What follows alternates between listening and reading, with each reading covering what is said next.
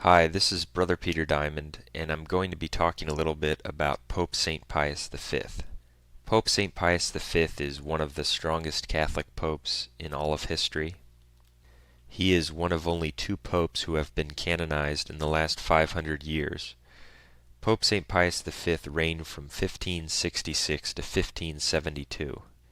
In covering some of the more interesting facts and quotes pertaining to his life in this audio program, I'm going to be using a number of sources, one of which is the book St. Pius V by Robin Anderson, a small yellow book, but one which is very interesting, and also the extensive facts covered about Pope St. Pius V by Dr. Ludwig Pastor in his work History of the Popes.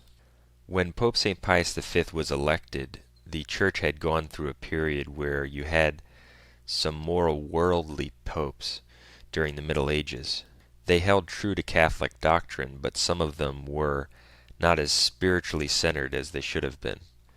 So Pope St. Pius V, by contrast, was considered quite rigorous, and he actually made the comment after being elected that, quote, "with the help of God, he hoped to govern in such a way that the grief felt at his death would be greater than that which was felt at his election."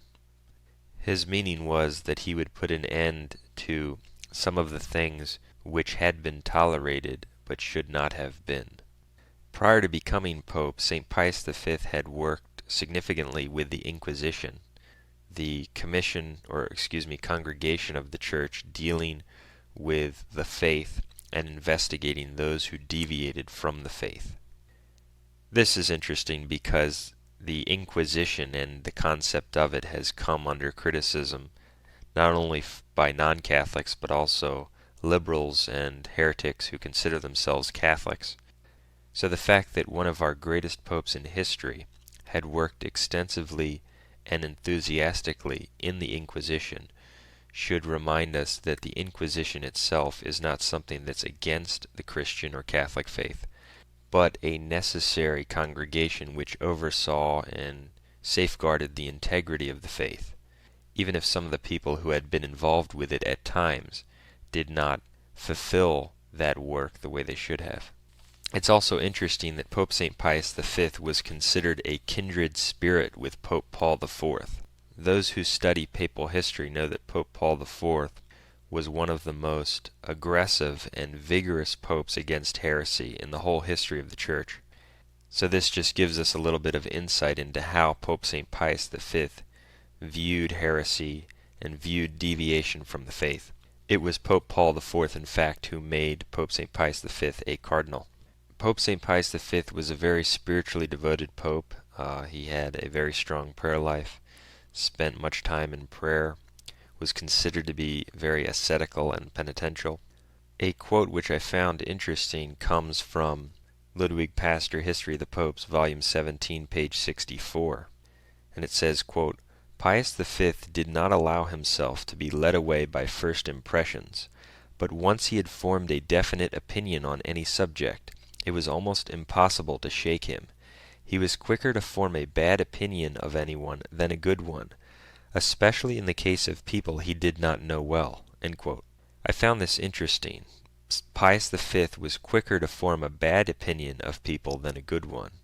I find this interesting because when you are involved in teaching the faith or in combating those who deny the faith, there are so many people out there who are deviating from the faith and who are not holding surely to the rule of faith, that you will find yourself, as a necessity, forming a bad opinion about most people based on the deviation from the faith which they exhibit.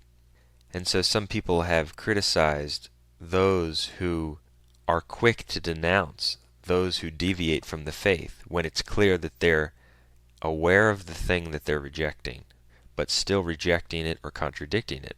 They've denounced us and others for denouncing those people as uncharitable.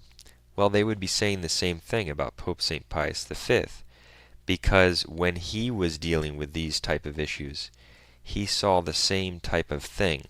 And so had to form a bad opinion about many, many people, often quickly. Another quote that's interesting from the life of St. Pius V concerns his insistence on absolute truthfulness. This is from page 63 of Pastor. Quote, Pius V's strictness in all that concerned reform, the administration of justice, and the Inquisition recalled the days of Paul IV. Himself as pious as he was humble, and as grave as he was severe, Pius V expected much from others. Above all, he insisted on absolute truthfulness. The man who had once told him a lie lost his favor forever. End quote. That's very interesting. Immediately after his election as pope, he began to reform some of the policies. His first act as pope was to dismiss the court jester. Quote, his first act after his coronation, and one which is in itself a sign of his strict views, was to give orders for the dismissal from the Vatican of Dr. Buccia, the court jester of Pius IV. In 1567, the custom of celebrating the anniversary of the coronation, that is, the coronation of the Pope, by a state banquet was abolished, and the money which would have been spent was distributed to the poor. Another interesting thing which we learn from the life of St. Pius V is that he looked at his duty as Pope first from a spiritual standpoint, and secondly from any other standpoint. The fact is that during the Middle Ages, popes were so involved with kings and temporal rulers and solving problems of war and things of a secular nature that at times they started to become more of diplomats than priests and popes. They remained Catholics, of course, but they tended to deal with these problems as another head of state rather than someone who's looking to what God wants first and foremost and what is in the best interests of the spiritual good of souls and the spiritual affairs of the Church. Pius V's outlook was totally spiritual.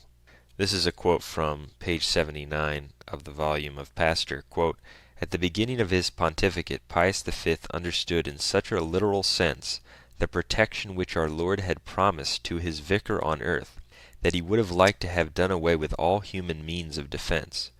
Her arms were prayer and fasting, tears and the Holy Scriptures, and he would prefer to follow in the footsteps of those popes who had defended the dignity of the Holy See by spiritual arms. End quote.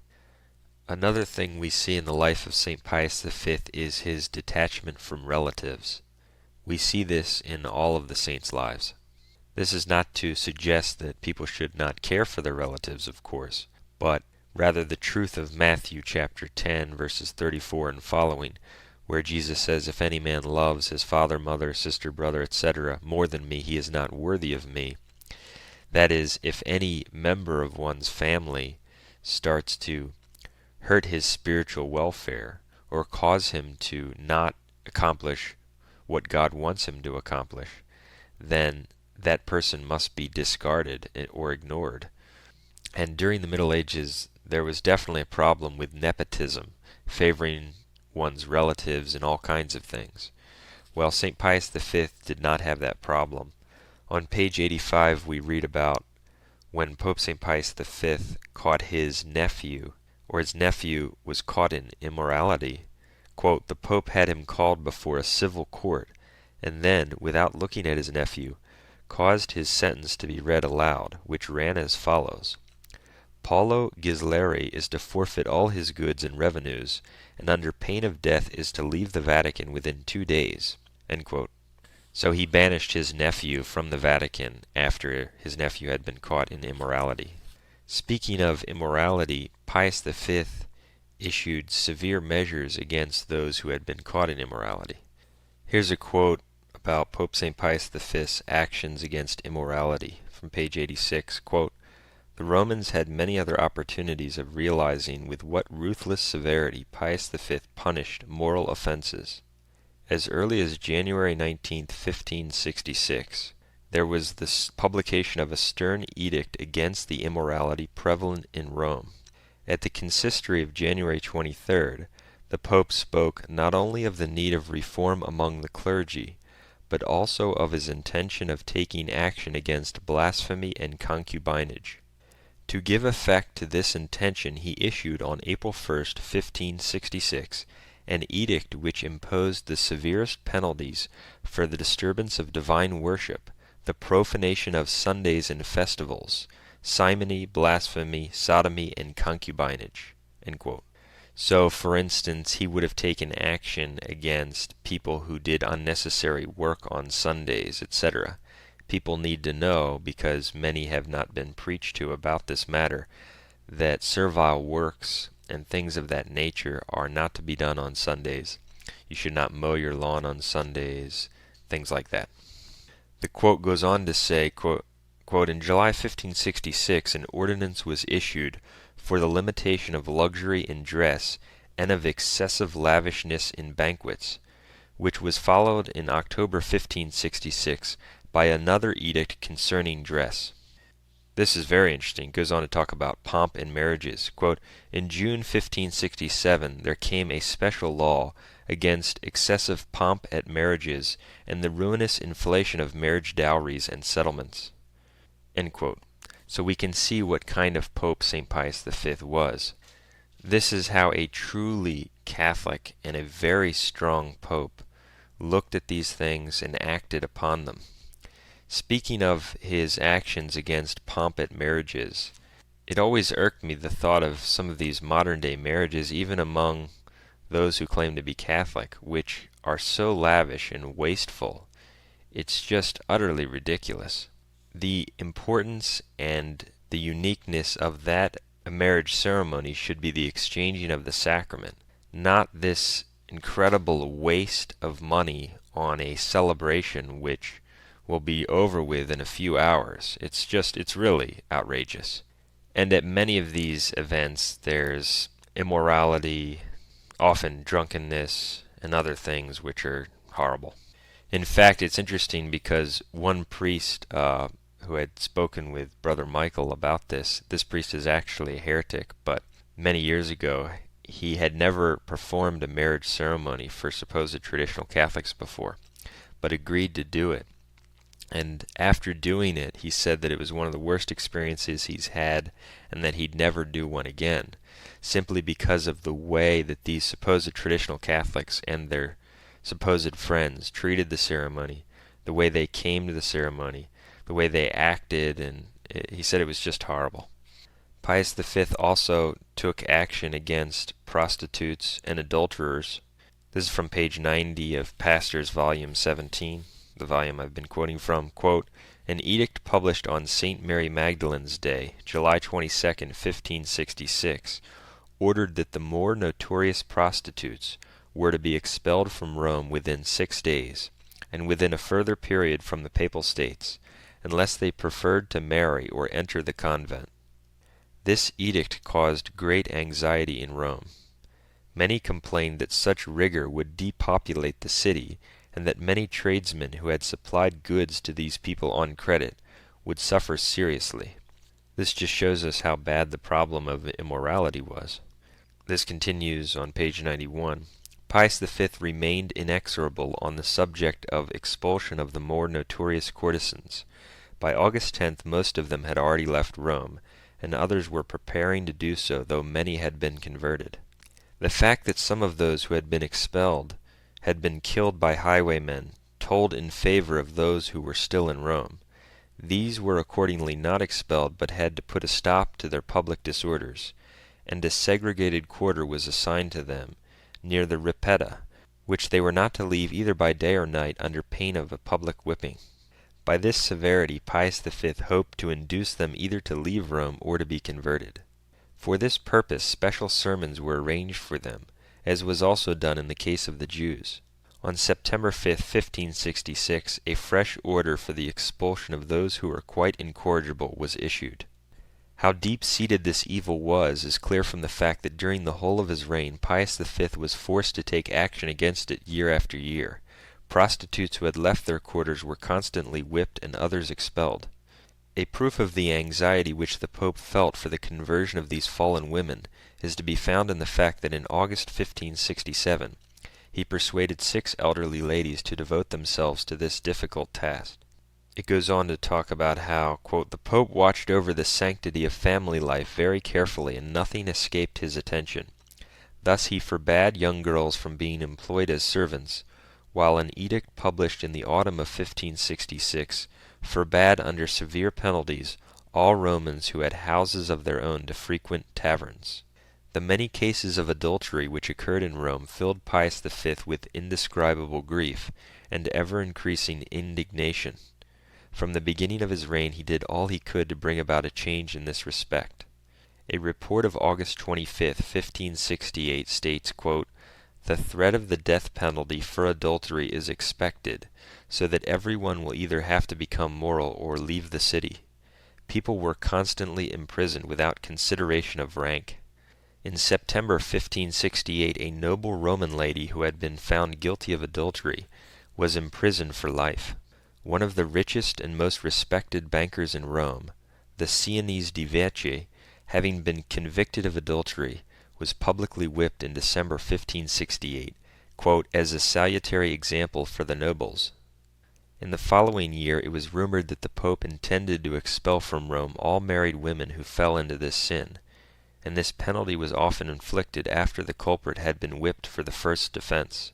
In June 1570 the governor of Rome had great difficulty in dissuading the Pope from inflicting the death penalty for adultery, but at length Pius V agreed that adulterers should be punished by whipping, imprisonment, or banishment. On page 95, Pastor goes on to explain that Pius V's strictness was such that the prisons were overcrowded. And on page 97 we read about the description of Rome, which we hear about often in connection with Pius V, that he turned Rome into a monastery. Quote, under the strict regime which had now been set on foot, the eternal city began to assume that peculiar character which has been given the name of the worldwide monastery. Pius V so opposed heresy and so recognized how evil it is and how much damage it does to souls, that we read on page 103, quote, when the Pope learned that Faenza was full of heretics, he thought of proceeding to the very limits of severity. He wished to destroy the city and transfer the inhabitants to some other place. End quote. Pius V also made sure that priests said Mass 3 times in the week, because at that time many priests had fallen out of saying Mass regularly. He had all who heard confessions examined to make sure that those who were hearing confessions were doctrinally and morally sound. He, of course, published the Bull Quo Primum, which restored the Roman Rite and made it binding. He declared that questions of faith must take precedence over all other business, since the faith is the substance and groundwork of Christianity, and he stated in a solemn constitution that it would be his first care to see that heresies, false doctrines, and errors were removed and banished as far away as possible, for that only thus could security and peace be restored to the Church. End quote. That's from page 290 and 291 of the volume I'm quoting from. Here's a quote from page 292, which really captures how diametrically opposed a pope like St. Pius V, a very strong Catholic pope, is to the Vatican II anti-popes. Quote, from the first no one expected anything else from Pius V. The new pope, so wrote Cardinal Sisada in announcing the election to the Republic of Genoa, will be a distinguished pastor who will above all things set his heel upon the heretics and the enemies of the faith. End quote. It's also interesting, and this was something I did not know until reading this volume, and I've not seen anyone else who has quoted the bull of Pope Paul IV, Cum Ex Apostolatus Officio. That's the bull that declares that heretics cannot be elected pope. This bull was actually renewed by Pope St. Pius V. This is from page 295 of Pastor. Quote, the Pope renews the bull of Paul IV of February 15, 1558 against heretics and schismatics. Pastor gives the date of the bull as 1558, even though it's also given as 1559. Pastor also has a note to another volume of his work in which he discusses this bull more extensively. So there's no doubt that Pastor is pointing out that Pope St. Pius V put his authority behind the bull of Pope Paul IV, Cum ex apostolatus officio, which declared that the election of a heretic to the papacy would be invalid. We thought that this fact was worthy of special note because, to our knowledge, it hasn't been pointed out by anyone else. He was obviously very opposed to the Protestants. In his opinion, they were a sect which was groping in the dark. He published a bull against sodomy. A secular authority named the Lord of Sassuola had allowed 2 heretics into his territory and was placed in the castle of St. Angelo as a punishment, until he had caused both of the heretics to be delivered to the Roman Inquisition. His bull on reverence in churches is spoken about on page 224. It basically says, quote, "The Romans at that time were far from strict in their behavior in church and during the services, and Pius V found himself obliged to order by a bull that which is generally taken for granted among good Christians, namely that they should go to church modestly and reverently, speak in a low voice, pay attention to the services, and always bend the knee before the Blessed Sacrament." End quote. This is particularly relevant because even in a lot of traditionalist churches, you find people shortly after the service talking in the church and not showing reverence to the Blessed Sacrament. It's not good. Pius V was also very devoted to Our Lady and the Rosary. During his reign, there was an interesting miracle with an image of Our Lady, and I'm going to quote it from page 314. "In spite of the wide extent which the Protestant movement seemed likely to attain in Faenza, it was soon evident that even there, as in the rest of Italy, it had taken no real root among the masses of the people. In a great fire which had broken out in the city, an image of the Madonna remained unharmed amid the flames. Everyone saw a miracle in this occurrence, and at once the daily diatribes of the Protestant preachers against the worship of the saints and of their images failed to have any effect." End quote. And when he says worship in this translation, it simply means veneration. True worship or adoration is for God alone. When the heretical Queen Elizabeth continued to persecute the church and spread the Anglican schism, Pius V excommunicated her.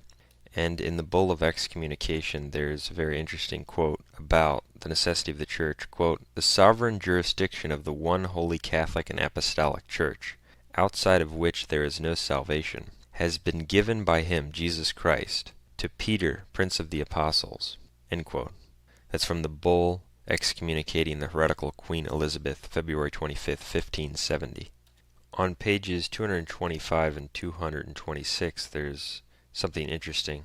It concerns a caste-like tendency which had developed among certain Catholics at the time. The caste system in India is basically a system of segregation which divides the people into different classes, and they are distinguished by their dress, their manner of eating and acting, the people they can associate with, and their higher castes and their lower castes. It's a horrible and evil system based on nonsense, pride, and false religion, and it basically divides the people into different levels of humans, essentially. And there was something going on which was similar among Catholics, not obviously to the same extent, but that sort of tendency, and it's discussed on page 225. Quote, "In the Diocese of Calahorra, a remarkable exhibition of the proverbial Spanish class feeling had led to disturbances and damage even in the churches. There were 2 parties, the hidalgos who were exempt from taxes, and the pacheros who were not thus exempt. The hidalgos claimed precedence over the others and the first places even in the churches, at Mass, at the reception of the sacraments, and in processions. This gave rise to endless strife and quarrels. Pius V then intervened with all his energy against these exhibitions of an Indian spirit of caste. Quote, he revoked the decision of the civil authorities as inadequate, and declared that anyone who claimed a special place in church would incur excommunication." I find that very interesting and refreshing, because the civil authority actually had basically cowed to the demands of these 2 classes, or the higher class, in Spain, and had divided the churches into 2. assigning the right half to the hidalgos and the left to the pacheros. Pius V stopped all of this. And I also found it interesting because there was a book which I read some time back called Pearl to India about a missionary Jesuit priest named Father Roberto de Nobili, who basically was the first priest to penetrate the interior of India and bring Christianity into India at the time in the 16th century. But in so doing, he basically had to, in the view of many, compromise a little bit and accept or conform to the caste system. And that was the way that he basically got into the interior of India at that time. There were obviously disputes about exactly whether he was compromising or whether the things that he was doing were allowable. Many people were on different sides of that issue. My opinion was that some of the things he did were not acceptable, but it's refreshing to see that Pius V denounced any sort of division between the people based on a class type of distinction. On page 342 it talks about how Pius V acted against those who had made use of Jewish religious rites. This is obvious and goes without saying, but it's worth mentioning because there are certain, quote, Catholics today, people who think they're Catholics but unfortunately aren't, among the Novus Ordo Church, called the Hebrew Catholics, who claim to have been converted from Judaism but still participate in Jewish rituals. It's also worth noting that Pius V was successful in converting many Jews. This is from page 340. Notwithstanding all of these strict ordinances, Pius V had a certain feeling of kindliness for this unhappy people. Above all, he sought as far as possible to win them to Christianity, nor, as he himself says, were his efforts altogether unsuccessful. Many Jews were baptized. Whenever any of the more eminent among the Roman Jews showed themselves ready for conversion, the Pope performed the sacred rite with his own hands, and in this way many were led to follow their example. At the end of November 1566, the house of catechumens, built by Paul III, was almost quite full, and about the same time the convent where recently converted Jewish girls could take the veil was found to be too small for the numbers that entered, so that the convent had to be transferred to the larger house. Among the more notable Jewish converts mentioned above, whom the Pope baptized with his own hands, the place of honor belongs to the 70-year-old president of the synagogue, Elias, and his 3 sons. They received the sacrament with great solemnity, in the presence of the cardinals, and a great crowd of people, including many Jews, in St. Peter's on the 3rd day of Pentecost, June 4th, 1566. Moved by the great pity, goodness, and holiness which they daily saw in the life of the Pope, in August 1566, 26 Jews and 12 more in October of the same year followed the example of Elias. In each case it was arranged that baptism should be conferred with great solemnity by a cardinal. That's great to hear, obviously. There's also the point about the Calvinist baptisms, which we discussed on e-exchanges, where some were questioning the validity of the baptisms performed by Calvinists, because the Calvinists held that baptism did not have the power of taking away original sin. And so certain people believed that they did not have the intention to do what the Church does in baptism. But Pius V approved the decision of the Congregation of the Council, which decided in favor of the validity of the baptisms performed by such Calvinists, on the ground that in spite of their errors as to the effects of baptism and the true Church of Christ, the preachers steadily maintained of doing what the Christian Church had always done in conferring baptism. And that was the position we had held, because certain people had written to us and others have written on this topic, saying that the baptisms performed in the Novus Ordo are of questionable validity, because frequently the priests who perform the baptisms do not believe in original sin. And another individual had written to us saying that we were wrong, holding that such baptisms by Protestants who rejected or corrupted the true nature and effects of baptism could be valid, and we said that they were wrong, and this confirms that what we were saying was correct. That is not to say that if there's a question of whether baptism was properly administered, that it shouldn't be done conditionally. That's why we have the conditional form of baptism on our website. It's also interesting that it was a surprise that Pius V actually came out of the conclave which elected him. Going in, he was not a strong candidate. It was Cardinal Borromeo, St. Charles Borromeo, who was largely responsible for Pope St. Pius V's election by stirring up support for him. So that's somewhat interesting that one saint was responsible for bringing this great and saintly pope to the chair of Peter, obviously by God's grace.